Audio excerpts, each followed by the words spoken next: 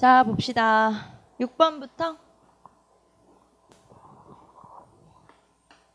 자, 가야의 흥망에 대한 설명으로 옳지 않은 것은 낙동강 하류의 변한 12국에서는 철기 문화의 발달에 힘입어 새로운 연맹왕국이 출현하였다.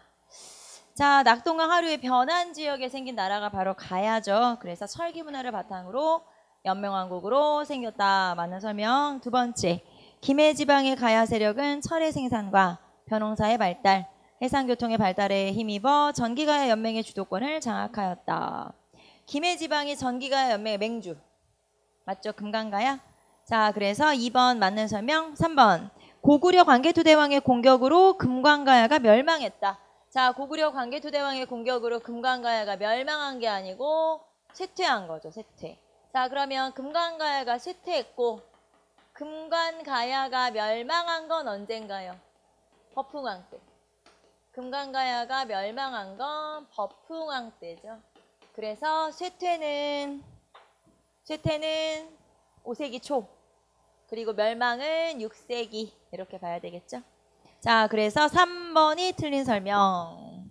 금강가야는 법흥왕 때 멸망한 거죠. 4번, 대가야는 중국 남제와 통교하는 한편 신라와 백제와 연합하여 고구려를 공격하기도 하였다. 네, 정답은 3번 찾으시면 되겠네요.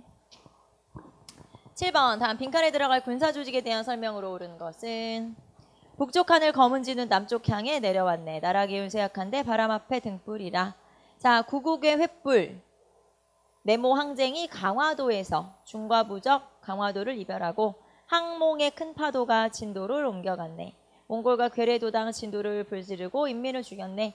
하나님이 탐나로 인도하시니 항성의 달빛이 밝구나. 슬프다 원하옵건대 송도를 기필코 해방시켜 주옵소서. 자, 그러면은 여기서 세 번째 줄에 강화도. 자, 그 다음에 다섯 번째 줄에 진도. 그 다음에 밑에서 두 번째 줄에 탐라. 자, 그러면 강화도에서부터 시작해서 진도로, 진도에서부터 제주도로 이렇게 옮겨 다녔다는 거네요. 자, 그러면 이 군대가 뭐냐? 삼별초를 얘기하는 거고, 자, 삼별초에 항전이 있었던 시기가 1270년에서 1273년까지. 그래서 개경환도에 반대하면서 이렇게 저항을 한 거고요. 강화도와 진도에서 이 삼별초를 이끌었던 인물이 누구예요? 배중손. 자, 그 다음에 배중손이 죽고 나서 제주도에서 이끌었던 인물은 김통정. 이렇게 찾으시면 되겠죠. 자, 그러면 삼별초에 관해서 찾아봅시다. 1번, 진도의 용장산성과 제주도의 항파두리성을 근거지로 몽골에 대항하였다. 맞아요. 진도에서는 용장산성을 쌓고, 그 다음에 제주도에서는 항파두리성. 그래서 기억 맞고요. 니은, 몽골에 항쟁하기 위해서 일본과의 외교 접촉을 시도하기도 했다. 자, 일본에 편지를 보내기도 했죠. 외교 문서를 보내기도 했죠. 그래서 일본 애들이 당황했다고 했죠. 왜냐면 편지가 두 개가 오는 거야. 하나는 원래 고려 정부에서 오는 거고, 그 다음에 하나는 삼별초에서 보내는 거고. 그래서 막 걔네들이 혼란스러워서 막 2번 문서는 어쩌고 지난번 문서는 어쩌고 막 이런 얘기들이 나와요. 그리고 그런 문서들의 이상한 점들을 다 기록으로 모아놨어요. 고려 첩장이라고 하는 책이 있죠. 고려 첩장 불심조조라고 하는 책이 있고요. 자, 그래서 2번 니은도 맞는 설명 디귿. 몽골에 대항하여 진도의 왕도를 건설하고, 왕도 수도를 건설하고 부근의 섬과 해안을 장악했었다. 네, 맞는 설명. 자, 배중손의 지휘 아래 제주도로 들어가 마지막까지 몽골에 저항했다. 자, 마지막에 제주도에서는 배중손이 아니고 김통정이죠. 그래서 기억 니은 디귿 맞고 리을 틀리고 정답은 1번. 자, 그러면 삼별초. 일단 삼별초는 처음에 사병이면서 치안을 담당하는 공적, 사적 두 가지 기능을 하는 군대로 만들어졌죠. 맨 처음에 야별초. 자, 야별초가 좌별초와 우별초. 자, 그래서 좌별초 하나, 우별초 하나, 플러스 신의군. 신의군은 몽골한테 끌려갔다가 도망쳐 나온 젊은이들을 가지고 군대를 새로 편성한 거예요. 그래서 좌별초 1개, 우별초 1개, 신의군 1개, 3개. 삼별초. 그리고 처음 만들었던 시기는 언제? 최우집권기. 최우집권기에 만들게 되죠. 자, 그래서 7번의 정답은 어쨌든 1번. 8번, 다음 주장을 펼친 승려에 대한 설명으로 옳지 않은 것은 교리를 배우는 이는 내적 마음을 버리고 외적인 것을 구하는 일이 있고 참선하는 사람은 이거 아까 그 문제랑 똑같은 거죠. 이거 문제 오류네. 답은 2번.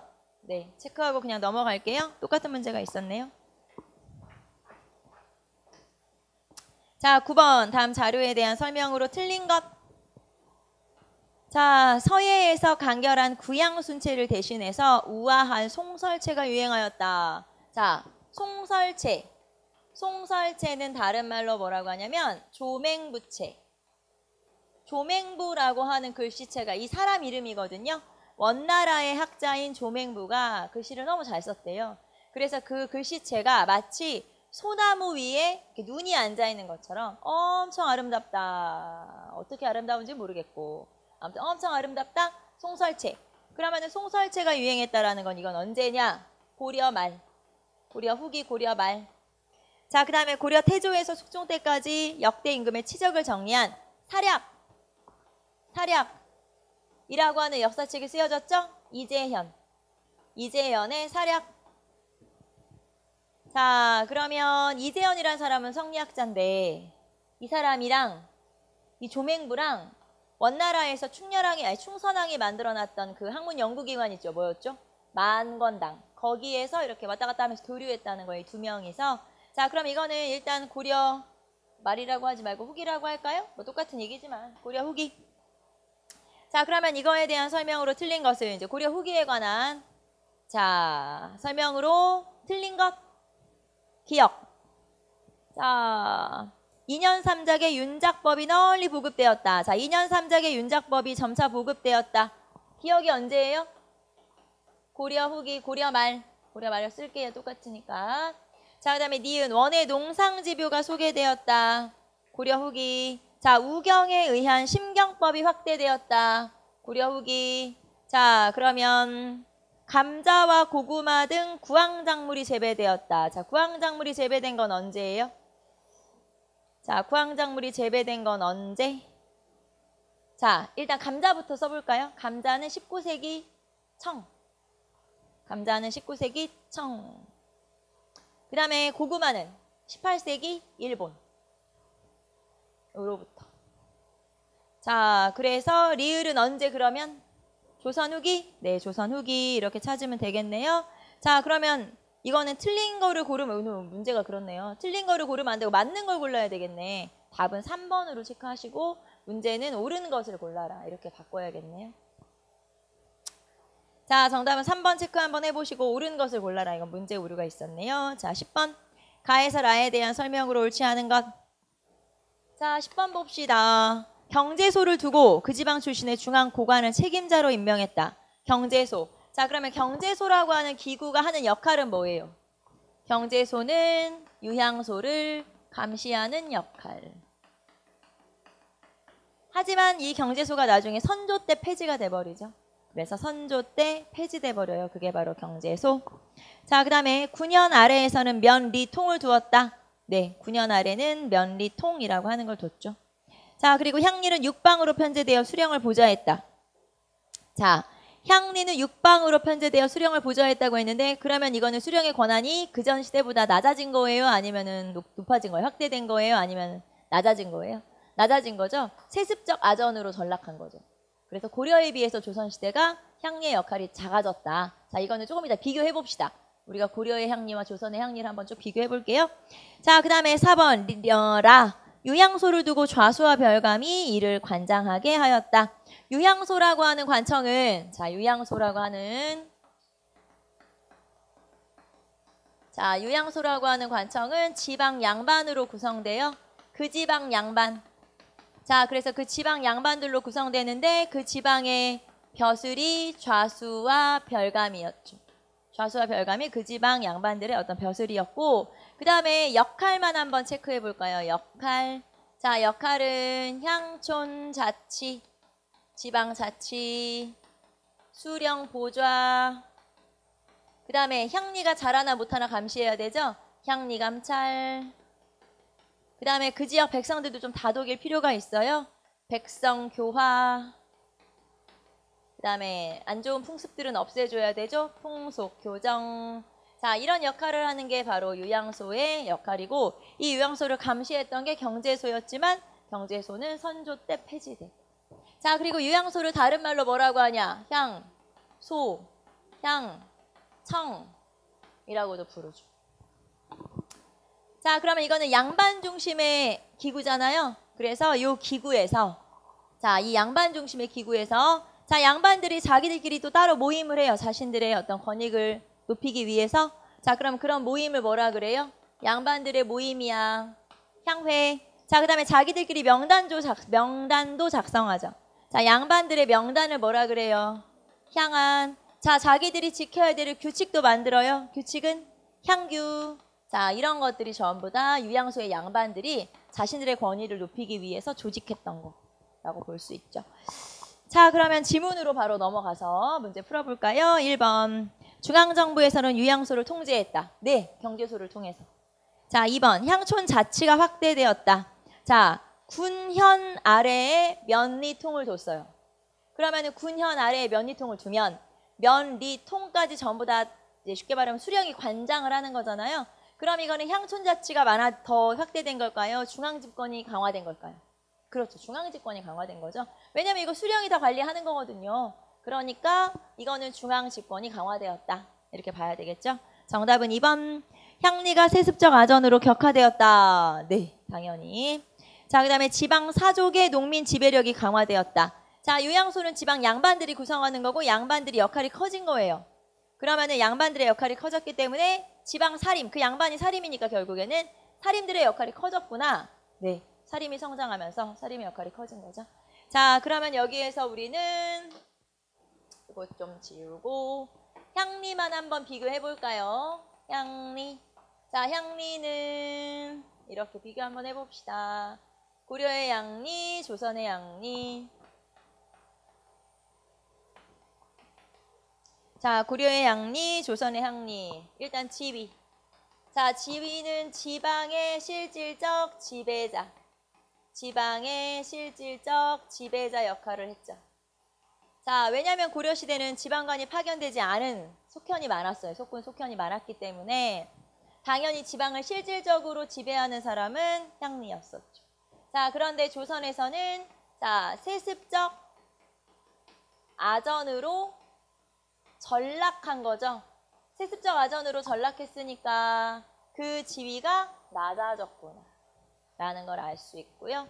자, 그 다음에 보수.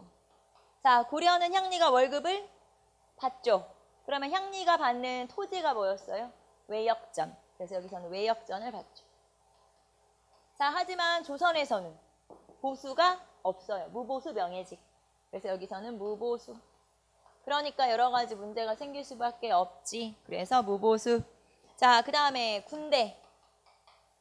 군대는 고려에서는 일품군이라고 해서 노역 부대를 지휘할 수 있었어요.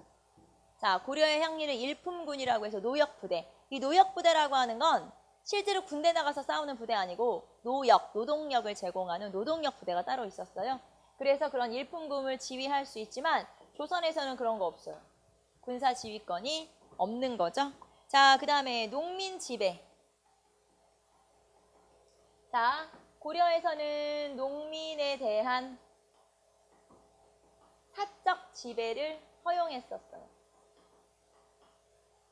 자, 무슨 말이냐면 고려 같은 경우는 농민들도 자기가 마음대로 할 수 있었다는 거예요. 왜냐하면 지방을 다스리는 실질적 지배자니까.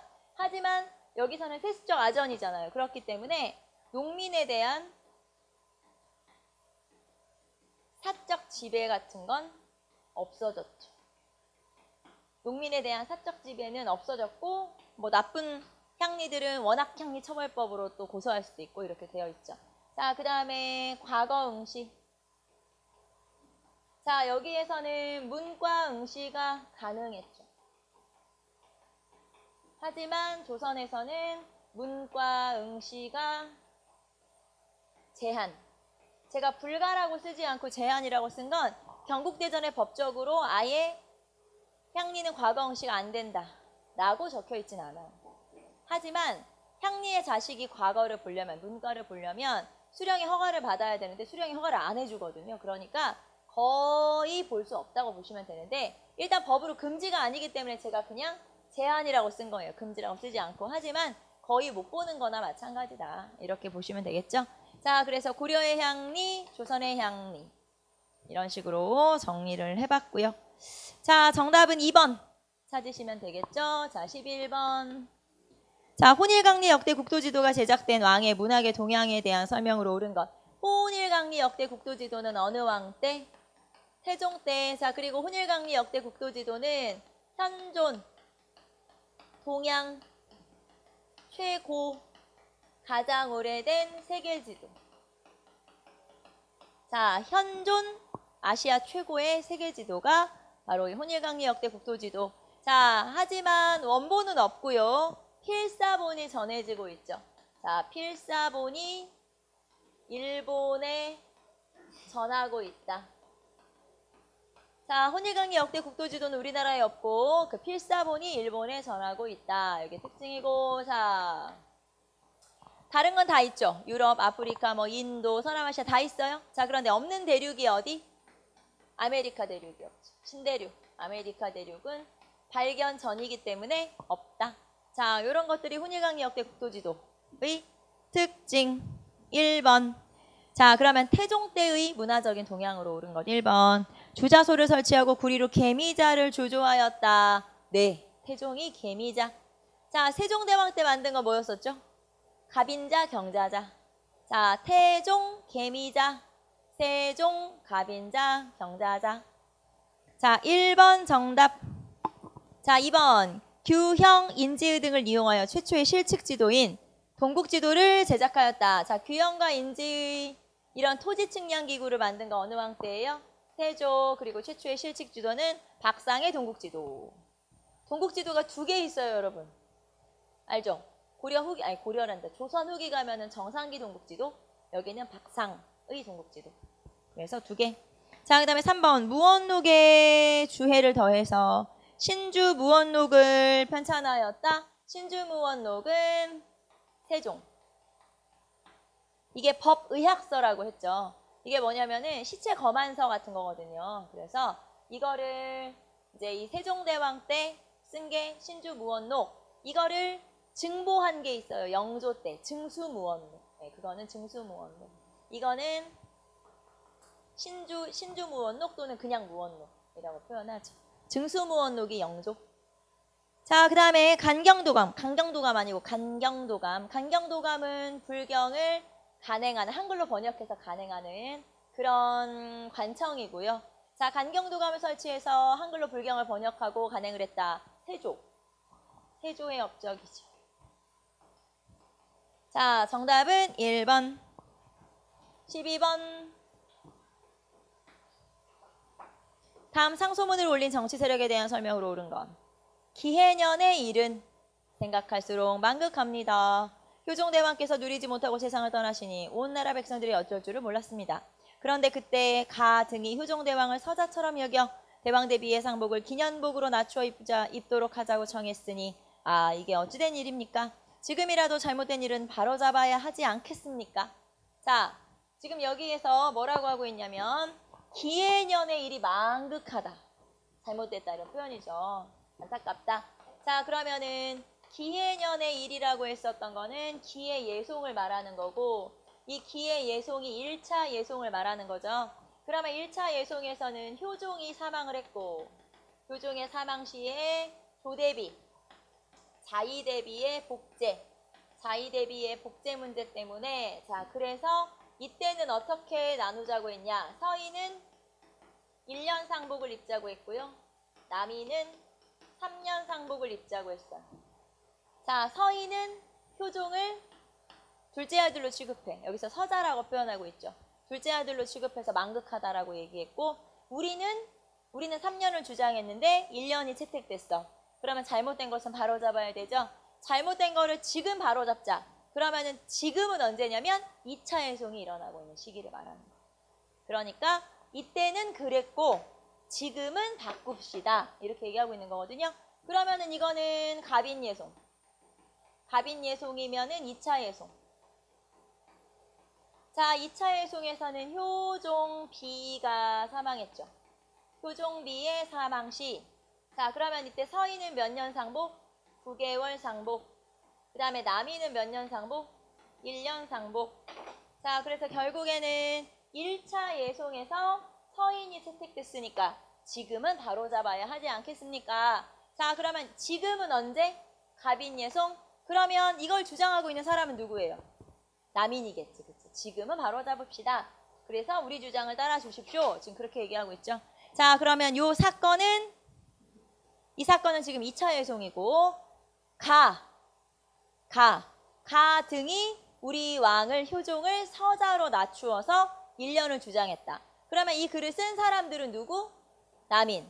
여기서 가는 서인.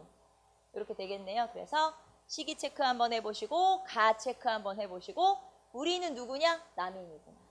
그것까지 체크 한번 해보세요. 자, 그러면 1번. 위 논쟁은 왕권과 신권의 차별성보다도 보편성을 중시한 붕당이다. 자, 왕권과 신권의 차별성보다 보편성을 중시했다. 여기서 서인이 1년과 9개월을 주장한 이유는 왕과 사대부가 모두 똑같다. 보편성. 그런데 남인은 뭐라고 그랬냐? 뭔 소리야? 왕과 사대부가 다르다. 특수성. 자, 그러니까 여기서는 보편성을 중시한 붕당이 주장한 거예요. 지금 특수성을 주장한 붕당이 주장한 거예요. 특수성. 남인이니까. 1번 틀렸죠. 보편성을 주장하고 특수성을 주장한 게 뭔지 알겠어요? 보편성은 왕하고 사대부 똑같다. 서인. 특수성은 왕은 특별하다. 남인. 자, 그러면 1번 틀렸고 2번. 가는 허목, 윤유, 윤선도 등에 해당한다. 자, 여기에서 허목, 윤휴, 윤선도, 남인. 여기서 서인이 나오려면 송시열쯤은 들어가줘야 서인이구나. 알겠죠? 서인은 송시열 정도는 들어가줘야 되고 여기서는 뭐 윤휴나 윤선도라 이 사람들이 들어가줘야 남인이구나. 자, 그래서 2번 틀렸고요. 3번 이황의 쟁의 결과 3년복이 채택되어 서인이 권력에서 물러났다. 자, 여기서 서인은 송시열, 송중기를 얘기하는 거죠. 말하자면. 자, 그래서 이황의 쟁의 결과가 아니고요. 이때 싸웠던 사람은 송시열, 윤휴 이런 사람들, 윤선도 이런 사람들이 싸웠어요. 이황이 아니고 효종이니까. 자, 그 다음에 이기호발설을 지지하며 영남학파를 주도했다. 이기호발설. 이거는 이황의 학설이고 그러면 이황의 학설이니까 이황의 영남학파네? 맞네. 맞아. 그래서 정답은 4번이죠. 자, 영남 남인, 이기호발설, 이황, 남인. 다 맞는 설명이죠. 남인의 주장이니까 정답은 4번 찾으시면 되겠죠. 자, 그 다음에 13번. 자, 다음 자료와 같은 상황이 일어나게 된 원인으로 옳은 것을 보기에서 고르면 군액은 나라를 보위하기 위한 것입니다. 그런데 각각 아문을 설치하여 갖가지로 색출하고 빠지는 대로 채워 넣어 양민이 모두 없어졌으므로 어미 젖을 떼자마자 군졸로 편입됩니다. 자, 어미 젖을 떼자마자 어린아이가 군졸로 편입됨? 황구첨정을 얘기하는 거겠죠. 이에 올해는 토지를 팔고 내년에는 집을 팔고 있으며 또 이웃과 친족이 침해당하는 폐단이 있어 다른 백성에게 피해가 미치고 있습니다. 자, 여기에서 황구첨정 나왔고 그 다음에 이웃이 피해를 본다. 인직 나왔고 친척이 피해를 본다. 족직 나왔고 자, 결국에는 군역의 폐단. 그쵸? 네, 군역의 폐단. 자, 그러면 이렇게 된 원인으로 옳은 것을 모두 고르면 1번 기억. 결작의 부담이 소장 농민에게 전가되었다. 자, 그러면 봅시다. 이러한 상황이 나타나게 된 원인으로 옳은 것을 모두 고르면 자, 결국에는 이런 것 때문에 실시한 제도가 뭐냐라고 하면 균역법이거든요. 결국에는. 그래서 균역법을 실시하게 된 원인을 지금 얘기하고 있는데 자, 그러면 기억. 결작의 부담이 소장농민에게 전가되었다. 이거는 균역법이 실시된 이후에 결과를 얘기하는 거지. 나중에 영향이나 결과를 얘기하는 거지 원인을 얘기하는 게 아니에요. 제가 지금 무슨 말 하는지 이해되나요? 이거는 균역법이 나중에 실시돼서 또 거기서 나타나는 폐단을 말하는 거지 이거는 지금 여기 박스에서 설명하는 건 지문에서 설명하는 건 균역법 실시의 원인. 자, 그러므로 니은 기억 틀렸고요. 니은 오군영과 병영에서 독자적으로 군포를 징수하였다. 그래서 그래요. 지들이 막 마음대로 거두니까 군역에 문란이 생기고 그러니까 결국에는 백성들을 딱 줄여주자. 그게 균역법이거든요. 리을, 디귿, 향초는 오가작통법에 의해서 연대 책임으로 운영되었다. 왜냐하면 인증과 족증이 있다면서요. 친척이 되거나 이웃이 된다. 왜? 오가작통법 실시하니까. 그래서 이런 것도 실시가 되는구나. 리을, 공명첩을 매입하여 양반이 되는 농민이 늘어났다. 왜? 군포 안 내려고. 결국에는 이것도 원인 중에 하나죠. 그래서 이런 원인들 때문에 결국에는 균역법을 실시합시다. 그래서 균역법이 실시되고, 하지만 거기서도 문제가 생기고, 그렇게 볼 수 있죠. 정답은 여기서 원인을 찾으랬죠? 니은, 디귿, 리을 다 찾으시면 돼요. 정답은 3번. 자, 18세기 조선 사상계의 동향에 대한 설명으로 옳은 것은 1번. 북학사상은 인물성 이론을 철학적 기초로 하였다. 자, 북학이라고 하는 건 청나라를 배우자죠. 청나라를 배워야 돼. 왜? 오랑캐나 우리나 뭐 다 비슷비슷하니까. 즉 인간과 사물의 성질은 어떠니까? 같으니까. 그러니까 뭐 청나라가 오랑캐라고 해도 배울 건 배워야지 이런 거죠.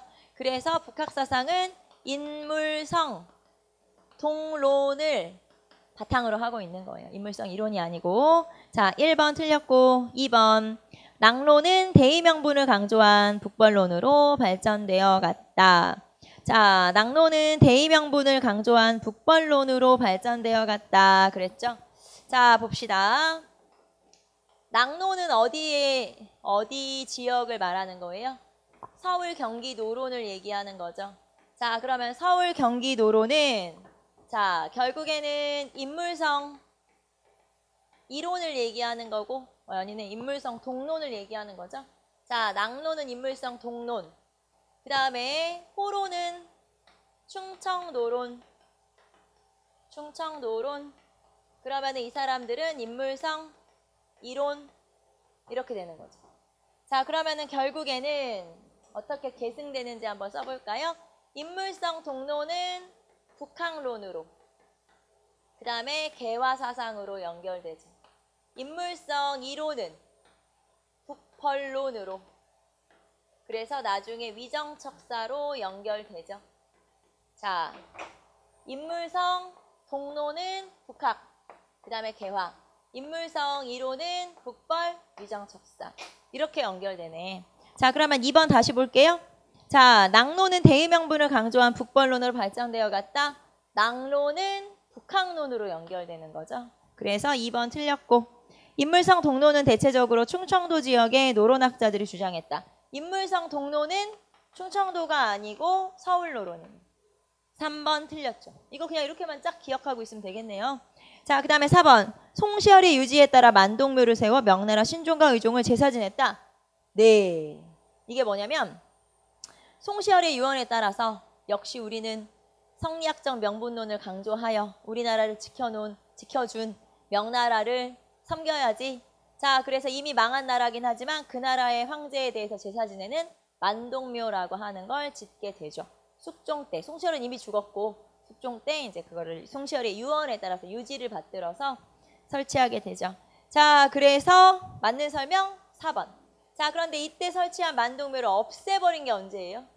그치, 그거 흥선대원군 때지. 그래서 흥선대원군 때 혁파. 서원을 혁파하는데 그 중에서 만동묘가 대표적이라고 했죠. 정답은 4번. 자, 15번 넘겨볼까요? 15번. 다음 1876년 개항 이후에 우리나라가 외국감해준 조약의 내용이다. 시기순으로 바르게 나열한 것은 기역부터 볼까요? 기역. 조약을 체결한 뒤에 본 조약에 부여되지 않은 어떠한 권리나 특혜를 다른 나라가 허가할 때는 자동적으로 미국 관민에게도 똑같이 줘야 돼. 자, 그럼 이거는 미국 관민과 체결한 조약이네요. 미국과. 그래서 이 조약은 무슨 조약? 조미수호 통상조약. 조미수호 통상조약을 얘기하는 거죠. 1882년 4월에 체결된 조약이 조미수호 통상조약. 조미수호 통상조약은 서양과 최초로 맺은 조약이면서 거중조정, 치해법권, 관세, 최애국 대우 이런 내용이 담겨져 있죠.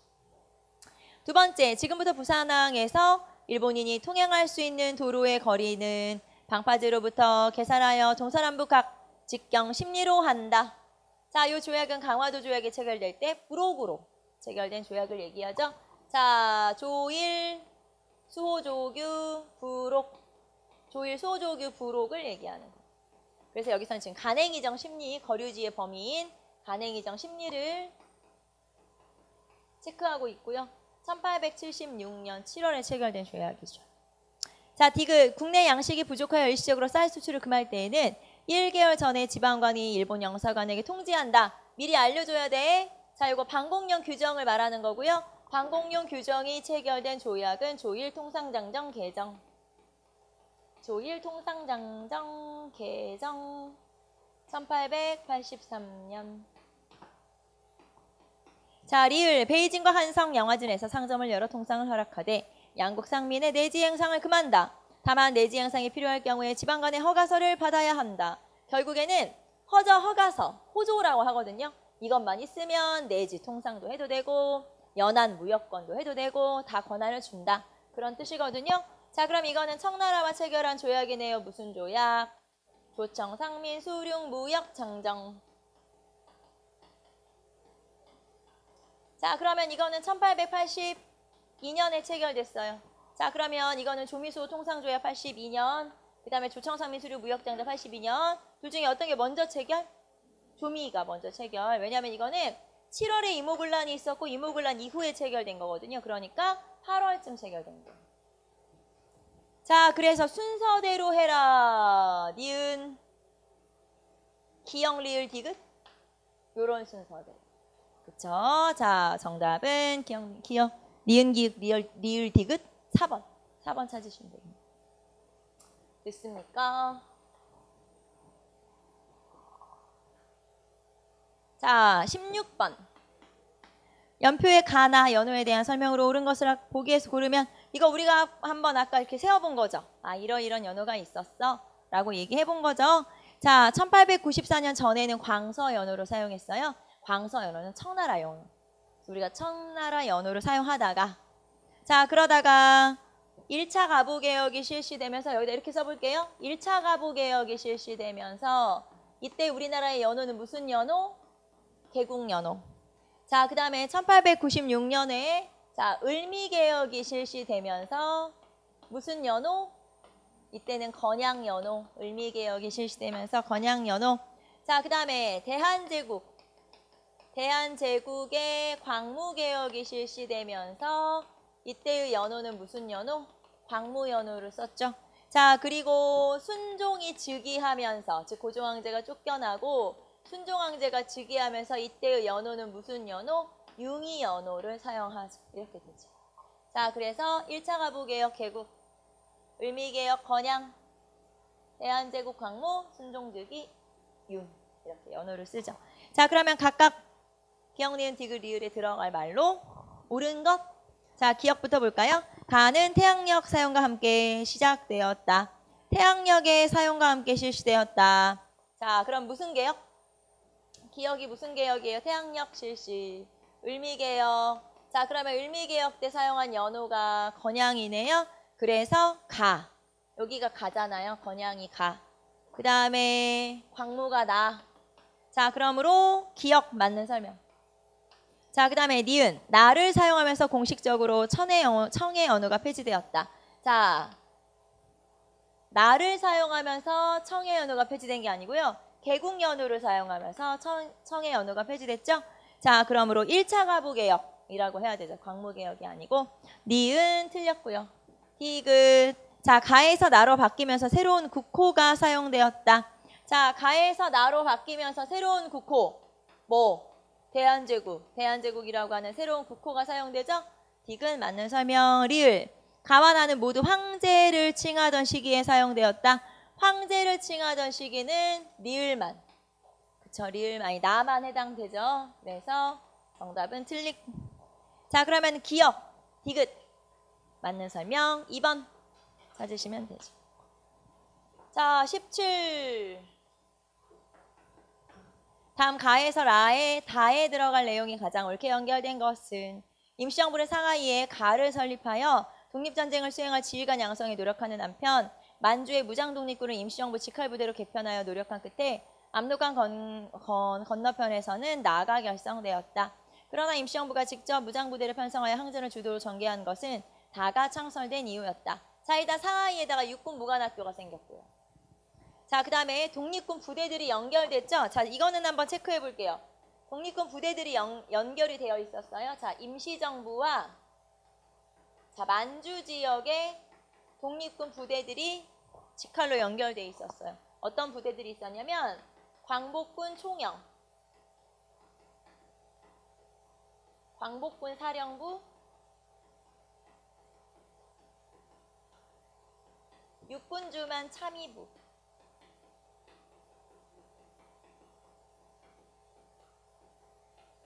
광복군 총영, 광복군 사령부, 육군주만 참의부.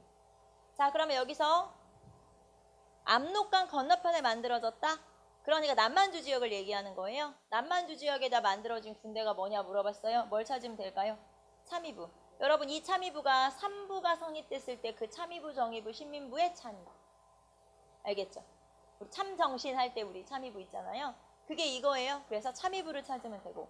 자, 그러면 이렇게 직할부대로 연결이 되어 있었다는 건 일단 멀리 떨어져 있는 거잖아요. 정부는 상하이에 있고 그 다음에 이런 부대들은 만주에 있으니까.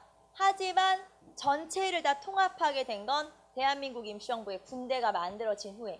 그러면 대한민국 임시정부의 정식 군대는 한국광복군. 그렇죠. 그래서 마지막 질문에는 한국광복군을 찾으시면 되겠죠. 가는 육군무관학교, 상하이에 육군무관학교가 만들어졌고 그 다음에 자, 압록강 근처에 있었던 게 참의부고 그 다음에 나중에 1940년에 아예 전체를 통할하는 군대를 직접 만들어서 이제 활용을 하는데 그게 바로 한국광복군. 정답은 4번 찾으시면 되겠죠. 자, 18번. 자, 다음 연표를 통해서 당시 문학과 예술의 흐름을 추론한 내용으로 적절하지 않은 것은 1920년대 개벽, 폐허 이런 거를 이제 동인지 같은 거죠. 잡지, 동인지 이런 것들이 만들어지고요. 자, 그 다음에 22년 백조 극단 토월회라고 하는 게 조직이 되죠. 자, 그 다음에 윤구경의 동요 반달. 알아요, 이 노래? 몰라? 불러줄 수도 없고 참. 낮에 나온 반달은 뭐 어쩌고 하는 노래 있잖아요. 있어 그런 거. 몰라도 돼. 자, 그 다음에 카프. 카프는 연도 체크해보세요. 카프 연도는 여러분 외우고 있어야 돼요. 자, 카프는 1925년에 자, 조선 프롤레타리아 예술가 동맹이라고 하는 최초 사회주의 예술가 단체가 만들어지는데 그게 1925년에 만들어진 카프라고 하는 거고요. 자, 그 다음에 1926년 한용운의 시집 님의 침묵. 그 다음에 자, 이 연도 알아야 되죠. 나온귀의 아리랑. 나온귀의 아리랑 연도는 알아야 돼요. 자, 1926년에 아리랑이 개봉됐고 자, 그 다음에 뭐 홍남파 고향의 봄 작곡. 음악은 거의 다 친일이에요. 의미 없다. 아이고 의미 없다. 다 친일이기 때문에 그래서 심지어는 안익태, 홍남파, 여기 나오는 윤구경 다 친일이다. 이렇게 보시면 돼요. 여기서는 카프하고 아리랑. 알겠죠? 그 두 개가 중요하니까 체크 한번 해보시고. 자, 그럼 적절하지 않은 건 1번. 신체시와 신소설이 등장했다. 이거는 대한제국 말기잖아요. 1800년대, 뭐 1890년대, 1900년대 이때쯤이죠. 말하자면. 그래서 신체시, 신소설, 대한제국기 정도, 뭐 개화기, 말기 뭐 이 정도 되겠죠. 1번 틀렸고. 자, 2번. 국내 각지를 순회하면서 신극이 공연되었다. 토월회가 연극단체잖아요. 전국 순회 공연을 했어요. 토월회. 3번. 민족적 정서가 담긴 작품들이 창작되었다. 진달래꽃 같은 거. 제가 이래봬도 문학소녀였어요. 그래서 진달래꽃이나 막 이렇게 서시 막 이런 작품을 6학년 때부터 제가 막 외우고 있고 그랬어요. 그래가지고 예전에 신소설 이런 거 있잖아요. 이런 거 다 고등학교 때는 주로 이제 문학전집 같은 거 그런 거 이제 사서 신소설 읽고 막 그래서 무정, 유정 그런 거 있잖아요. 책에 나오는 재미 한 개도 없어요. 재미가 1도 없어. 기억도 안 나. 지금 생각해보면. 그래가지고 그런 거. 그래서 저는 제가 작가가 되거나 막 이럴 줄 알았어요. 개뿔. 정말 전혀 다른 일을 하고 있죠. 진짜 신기하지 않아요? 여러분도 지금 이렇게 공무원 준비하고 이렇게 공부할 줄 알았어? 나중에 공무원 될 거라고 생각했어? 어렸을 때? 몰랐죠. 저는 제가 작가가 될 거라고 생각했어요. 글을 쓸 거라고 생각했거든요. 글은 개뿔. 자, 한국사가 100배 재밌어요. 100배. 여러분이 이해할 수 없겠지만 네, 한국사가 100배 재밌어요. 다이나믹하지 않아요? 한국사? 다이나믹해요. 재밌어. 그래서 자, 그 다음에 계급의식 고취를 중시하는 문학 경향이 나타났다. 계급의식 고취는 사회주의의 영향이라는 거예요. 이런 걸 신경향파 문학. 1920년대에. 자, 그래서 카프 뭐 이런 것들이 다 신경향파라고 볼 수 있죠. 자, 그러면 이 중에서 옳지 않은 것을 골라라. 1번 찾으시면 되겠죠. 자, 19번. 19번 볼까요? 자, 다음과 같은 경제개발계획이 추진된 결과로 옳은 것. 낙동강 하류 또는 아산만의 제2의 제철기지를 설정한다. 온산의 비철금속기지를 설정하여 국제규모의 재련소 건설을 추진한다. 종합기계공업기지를 창원에 설정한다. 거제도 일대에 조선기지를 설정한다. 자, 그러면 연도 한번 체크해 보시고, 연도는 73년. 그러니까 지금 거기 보시면 제철기지, 뭐 그 다음에 비철금속, 재련소, 그 다음에 기계공업기지, 조선기지. 자, 이런 거 뭐라 그래요? 이런 거? 막 큰 거? 등치 크고 막 무겁고 중화학공업이라고 하잖아요. 자, 그러면 이거는 중화학공업을 육성하는구나. 자, 그러면 중화학공업을 육성한 시기가 언제예요? 70년대. 1970년대 중화학공업이 육성되는구나. 이런 시대. 그래서 1970년대고, 자, 그러면 이때는 몇 차 경제개발 종합계획이 세워진 건가요? 3, 4차. 1, 2차가 62년부터 시작하니까 70년까지가 3, 4차, 1, 2차. 1, 2차는 주로 경공업 중심이고요. 이거는 3차, 4차 경제개발 5개년 계획. 3차, 4차 경제개발 5개년 계획이 세워졌을 때예요. 자, 그래서 이거는 3, 4차 그리고 중화하 70년대. 이렇게 체크하시면 되겠죠. 자, 그럼 지문 볼게요. 임해 지역을 거점 개발 방식으로 개발하여 지역 간의 불균형이 심화되었다. 임해라고 하는 건 바닷가를 끼고 있는 그런 뜻이죠. 그래서 주로 이런 중화학공업 기지가 만들어진 건 남해안 쪽이잖아요. 경상도에서 이렇게 남해안 쪽 연결되는, 동해안에서 남해안으로 연결되는, 거기가 이제 우리나라의 중화학공업 단지가 형성된 거고, 그런 걸 임해 지역이라고 그래요. 그래서 임해 지역을 거점 개발 방식으로. 거점 개발 방식이라고 하는 게 뭐냐면 이런 거예요. 하나의 지역을 계속 발전시키는 거야. 그러면은 낙수 효과, 말하자면 거기에서 점점 발전이 퍼져. 콩고물 떨어지듯이 퍼져. 그래서 전체가 발전하게 될 거다. 이게 거점 개발 방식이에요. 근데 실제로는 개발을 해보니까 여기만 중점적으로 개발했어. 그럼 어떻게 돼요? 거기만 발전해요. 네, 이게 효과가 퍼지질 않아. 실제로는 이론상으로는 퍼지게 되어 있지만 실제로는 그러지 않고, 그러면 어느 지역은 막 발전했고 어느 지역은 아예 발전 안 했어요? 지역 불균형이 나타나는 거죠. 그래서 임해 지역을 중심으로 중화학공업을 발전을 시켰고 거점 개발 방식으로 했더니 지역 격차만 커졌더라. 그 말이에요. 딱 맞는 설명이죠. 정답은 1번. 자, 2번. 민간 주도의 개발이 이루어졌다. 자, 우리나라는 이런 공업단지를 만들거나 경제개발 계획을 하는 걸 민간에서 했을까요? 정부 주도로 했을까요? 무조건 정부 주도. 당연히. 자, 그 다음에 3번. 수출 위주의 경제 전략을 수정하여 내수 문제가 해결되었다. 우리나라는 무조건 수출에만 다 쏟아부었어요. 내수는 엉망진창이야. 사실 지금도 약간 그렇죠. 그리고 우리나라는 다른 나라들에 비해서 인구가 많은 편이 아니에요. 그렇기 때문에 어떤 물건을 만들어서 우리나라 안에서만 판매해서 돈을 번다? 불가능해요. 그러니까 내수 시장이 활성화되어 있지가 않은 거예요. 지금도 우리나라 같은 경우는. 그래서 수출을 병행을 할 수밖에 없는 게, 또는 수출에 중점을 둘 수밖에 없는 게 내수 시장이 그만큼 안정되어 있지 않거든요. 그런 설명입니다. 자, 그래서 내수 문제가 해결되는 건 당연히 택도 없다. 그 다음에 4번. 수출 증가로 저임금 문제가 해결되고 노동환경이 개선되었다. 자, 우리가 수출에 열심히 매진을 했어요. 그런데 수출을 하려면 우리나라는 기술이라든가 자원이라든가 그 다음에 어떤 자본이라든가 이런 게 한 개도 없어요. 우리나라 가난하니까. 그래서 우리나라에는 있는 게 뭐밖에 없어? 노동력밖에 없는 거예요. 그래서 이 노동력을 가지고 물건을 막 만들어가지고 수출을 열심히 하려면 여기서 단가를 낮춰야 돼요. 예를 들면 한국 물건을 왜 사겠어요? 외국인들이. 그냥 싸서 사는 거예요. 말하자면 이 당시에는 그랬다는 얘기죠. 지금이야 훨씬 더 개발을 하고 발전을 했으니까 상관없지만 이때는 야, 한국 물건 왜 사니? 싸서. 일본 물건에 비해서 질은 좀 떨어지지만 좀 싸. 그래서 사는 거예요. 그러면 무조건 단가를 낮춰야 되죠. 어떤 물건에 대해서. 그러면 단가를 낮추려면 아까 말했던 것처럼 자본, 자원, 기술 이런 거 우리 게 아니기 때문에 남의 걸 빌려오거나 도입을 한 거기 때문에 여기에선 낮출 수가 없고, 우리나라에서 낮출 수 있는 건 한 개밖에 없는 거예요. 임금. 노동력에 대한 임금을 싸게 낮추면 그러면 물건 가격이 단가가 낮아지고 그러면 수출을 할 수가 있는 거죠. 다만 문제는 너무 임금을 낮췄어요. 이걸 저임금 정책이라고 해요.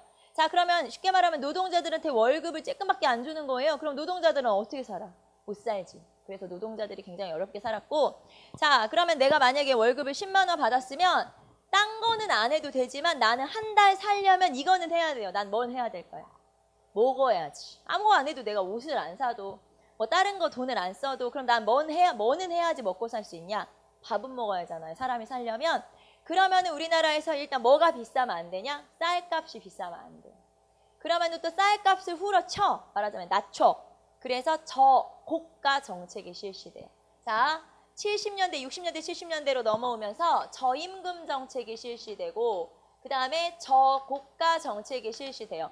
자, 그러면 임금을 조금 주니까 노동자들이 너무 힘들죠? 막 힘들어해. 그리고 일은 많이 해야 되고 하니까. 자, 그리고 쌀값은 싸요. 그러면 누가 몰락하냐? 노동자 몰락, 농민 몰락. 그럼 이제 농민들은 너무 또 가난한 거야. 그러면 농사를 지어서는 비전이 없구나. 애들을 다 공장으로 보내죠, 서울로. 그럼 일할 사람이 많이 생기는 거죠? 그러면 또 월급을 많이 줄 필요가 없는 거야. 노동력이 많으니까. 그럼 또 월급을 낮춰. 그러면 또 쌀값이 낮아져. 그러면 또 농촌이 못 살아. 그럼 또 애들을 다 공장으로 보내. 이렇게 된 거예요. 악순환이 계속. 그래서 이런 문제들, 노동 환경은 전혀 개선이 안 되고. 자, 이것 때문에 결국에는 근로기준법을 들고 자기 몸에 신호를 뿌리고 분신 자살을 했어요. 누가? 전태일. 그게 70년.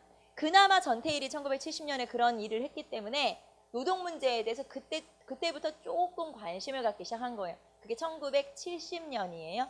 자, 그래서 60년대부터 70년대까지는 저임금 정책, 저고가 정책을 실시했고 하지만 노동 환경이 개선된 게 아니다. 그런 거죠. 정답은 1번 찾으시면 되겠죠. 자, 20번 갑시다. 다음 내용을 발생한 시기 순으로 바르게 나열한 것은 자, 이제 통일 문제 한번 쭉 볼게요. 남북 사이의 화해와 불가침 및 교류 협력에 관한 기본 합의서. 자, 이거를 보통 우리는 남북 기본 합의서라고 하고요. 자, 남북 기본 합의서는 1991년 12월. 자, 그 다음에 남북 유엔 동시가입. 자, 유엔 동시가입은 1991년 9월. 자, 여기서 여러분이 기억해야 되는 건 같은 91년이에요. 자, 그러면 같은 91년이면 자, 유엔 동시가입이 먼저예요? 기본합의서가 먼저예요? 동시가입이 먼저예요. 9월. 그 다음에 기본합의서는 12월. 자, 그 다음에 남북관계 발전과 평화 번영을 위한 선언. 자, 이거를 우리는 14선언이라고 해요. 2차 남북 정상회담. 2차 남북 정상회담. 그래서 노무현 정부 14선언. 자, 그 다음에 리을. 최초의 이산가족 상봉 1985년. 1985년이면 대통령이 누구? 전두환 정부. 네, 전두환 정부에서 처음으로 남북 이산가족 교환 방문단, 고향 방문이 성사가 돼요. 그래서 그때 막 예술단도 파견되고 막 이러거든요. 그게 바로 85년. 자, 미음. 동해선과 경의선 철도 연결 및 시범 운행의 합의. 자, 이게 6.15 남북 공동성명이죠. 6.15 남북 공동선언. 6.15 남북 공동선언은 2000년. 자, 그래서 이거 순서대로 하라 그랬죠? 제일 먼저 리을. 니은 기역, 미음 디귿. 맞나요, 이거?